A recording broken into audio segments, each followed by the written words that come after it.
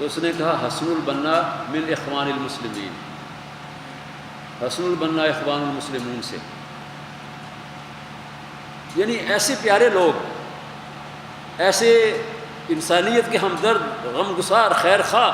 مشکلات میں مدد کرنے والے، وہ انسانیت کے دشمن نہیں ہو سکتے۔ اور اخوان المسلمون کی پوری تحریک آج بھی دیکھ لیجئے، آج اس وقت جو مرشد عام ہیں، اللہ ان کو سلامت رکھے، حقیقت یہ ہے کہ ان لوگوں کی عظمت کو دل کی گہرائیوں سے آدمی سلام کرتا ہے۔ ایک ہی بیٹا تھا، 4 بیٹیاں ہیں، ایک بیٹا تھا، وہ ان فوجیوں نے شہید کر دیا اور جیل کے اندر ہیں، سارے ساتھیوں کے ساتھ، ہزاروں ساتھیوں کے ساتھ جیل کے اندر ہیں، لیکن جب بھی ان کا کوئی بیان آتا ہے تو آتا ہے کہ ہم پرامن جد و جہد کے قائل ہیں، ہم پرامن جد و جہد کریں۔ جو قوتیں ہمیں تشدد کی طرف لے جانا چاہتی ہیں وہ ہماری دوست بھی نہیں ہیں اور اسلام کی دوست بھی نہیں ہیں۔ خود جماعت اسلامی کو دیکھ لیجئے، کتنے مواقع آئے، 63 کا جو اجتماع تھا جس میں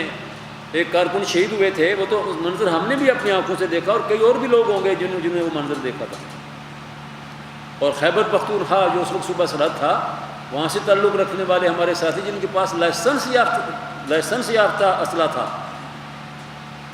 ایسے موقع پر جب گولیاں چل رہی تھیں، حملہ ہو گیا تھا، تو انہوں نے اجازت مانگی مولانا سے، مولانا نے فرمایا نہیں، بالکل نہیں، ہر دشمن تو چاہتا ہی یہ ہے، حکومت کی تو سازش ہی یہ ہے کہ جواب میں ہم بھی یہ کارروائی کریں تاکہ پوری دنیا کو بتائیں کہ یہ اجتماع کرنے کے لیے نہیں آئے تھے، یہ خون ریزی کرنے کے لیے آئے تھے۔ اس کے جواب میں مولانا مودودی رحمۃ اللہ علیہ نے فرمایا کہ ہم نے اپنے اس بے گناہ خون کا مقدمہ اس عدالت میں کر دیا جہاں حق و انصاف کے فیصلے ہوں گے۔ اللہ بخش شہید کے خون کو اللہ رب العالمین کی عدالت میں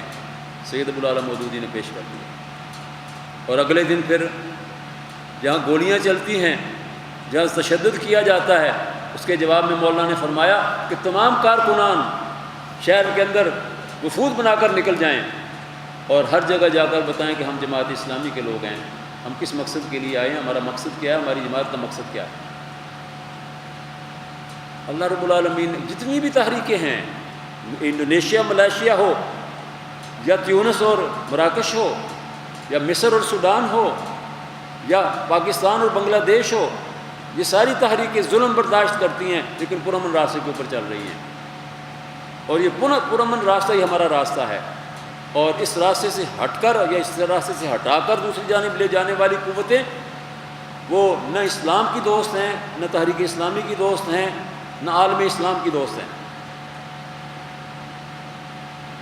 وہ غلط راہوں کے اوپر لے جانے والی۔